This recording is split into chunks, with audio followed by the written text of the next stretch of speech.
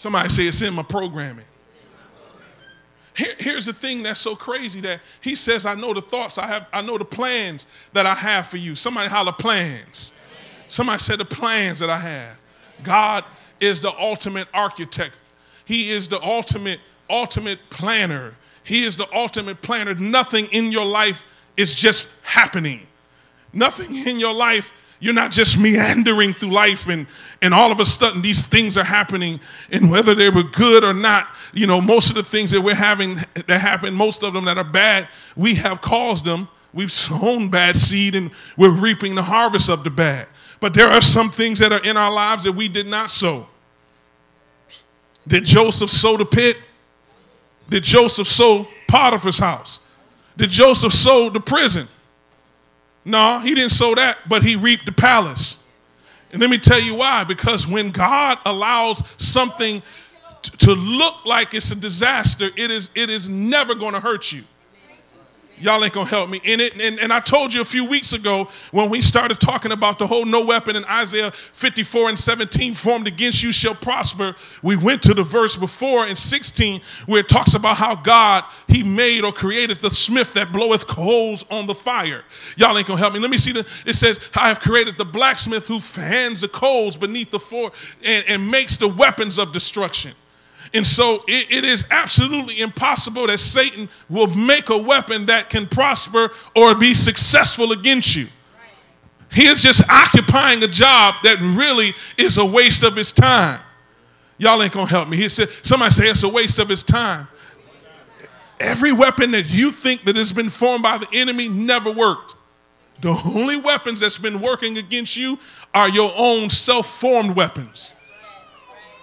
So he says, and then he says, so with that being said, he says, okay, all things work together for good so that the bad thing that I'm in, that I put myself in, God's going to work it for good. He goes on in 29 and he says, watch this, he says, for whom he did foreknow, he also did predestinate to be conformed to the image of his son, that he might be the firstborn among many brethren. Now, we talked about this on last week, and we talked about the whole term to foreknow. Somebody holler foreknow. One more time, holler foreknow. Come on, say it again, foreknow. Somebody say he foreknew. In the Greek, the word is prognosko, which literally means that he programmed or he put a program, and a program is nothing more than an act or process of planning. That in God, foreknowing you or knowing you before he formed you in your mother's belly, he put together a program. He planned. And so as much as Jontis will testify, wasn't supposed to be anything. But because God foreknew, he programmed or he planned in advance. Before they build any buildings, they have a planning meeting. And when they have a planning meeting, they put together the plans as to how the building is going to look. The building hasn't been built yet, but they have the plans and the purpose for the building. Right? The blueprint, right? The blueprint will give you,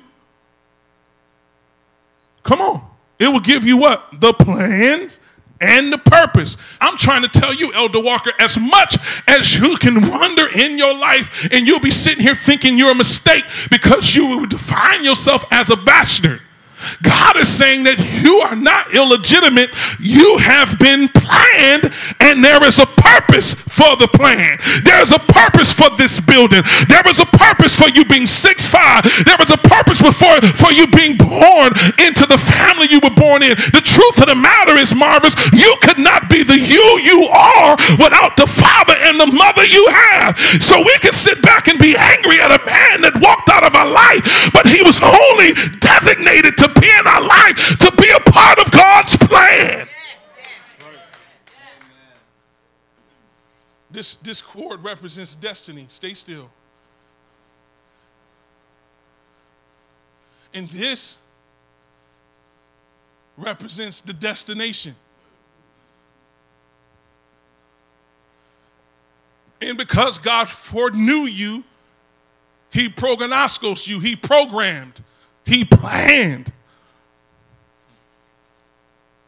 That's why he can say it in Isaiah 46 and 10, he declares the end from the beginning.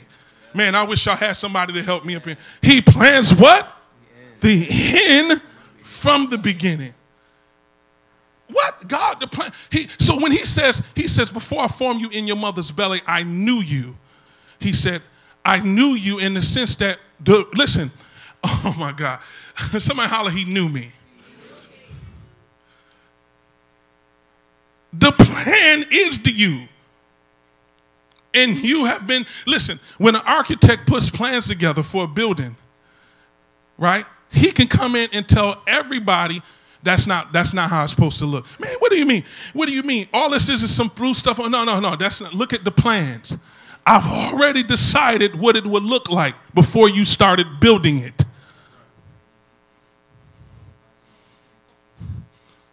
What'd you say? Every socket, everything has been pre-planned, and it's in the plans. And when someone or the builder begins to deviate from the plans, the person that put the plan together can say, that's not what I created.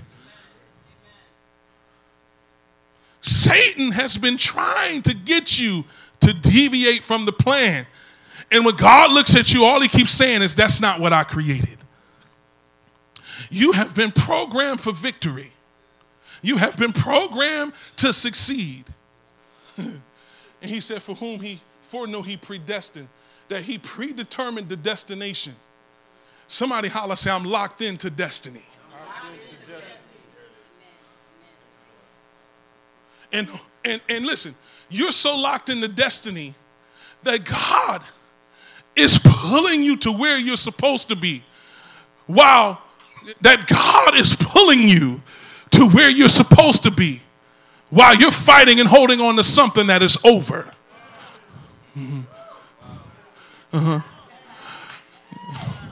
You trying to bring people into a future they were never designed to be in. They were not a part of the program. Everything God got for you that's good is not in your past. What did you say? But listen, now notice, the predetermined destination, the plan is still intact. It has not been severed. But he cannot go anywhere while God is drawing him to his present, holding on to his past. And then this is how sick some of y'all are. That God would allow this situation to be severed. But you are so desperate for attention, you will pick up somebody else, come on, along the way. And you'll say that it was God. But how is it God if it still looked like your past?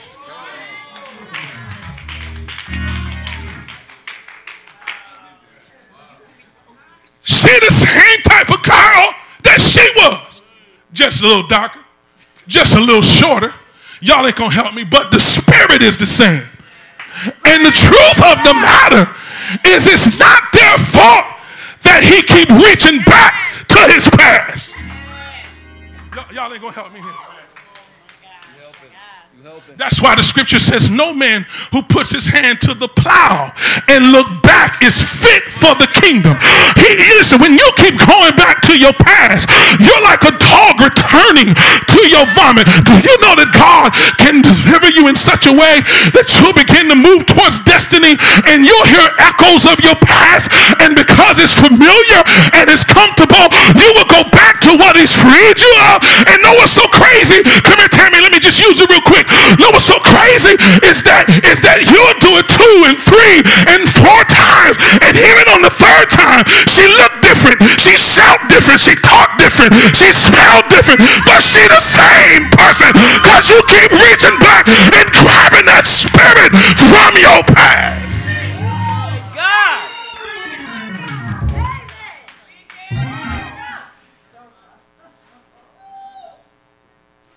That's how you can be with a new person with the same issues.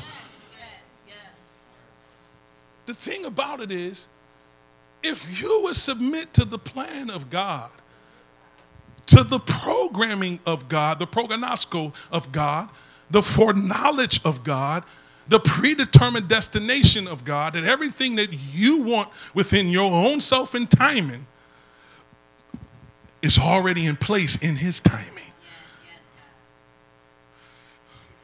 You can spend a lifetime trying to make your past be your future, and it never will be. Here's the thing about your future. It's already been predetermined. And everything about you, listen, in your mind, you already have an ideal of what your wife should be and look like. And let me tell you how you got that ideal. Because what he's declared from the beginning, he already shared the end with you. See, the reason, I'll give you an example. Does anybody already have in your mind your ideal house? They talk about vision boards and things like that. How many people know that what you see in a vision is something that God has already predetermined? He's already put in place. Listen, Rochelle, he'll give you the dream of the palace, Joseph, while you're in your daddy's house. He'll show you your palace while you have nothing.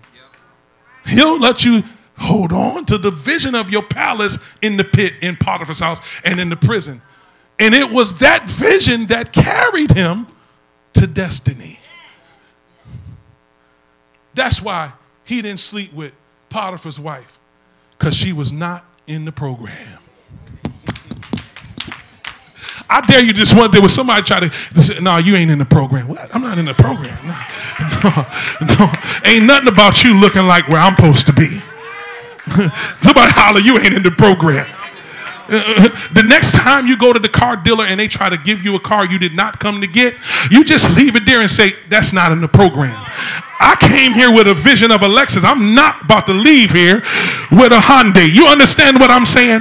I'll talk to somebody else. Everything that God has already decided, provided, and put in place for you is in your future. So why in the world would you stay stuck in your past? Forget those things are which behind you and start pressing towards the mark. Start pressing towards the mark of the prize of the high calling, which is in Christ Jesus. And when you get to where he has predetermined you are supposed to be, the wife, the house, the car, the business, everything that you've been trying to make happen, holding on to your past, I'm telling you, it exists in your future.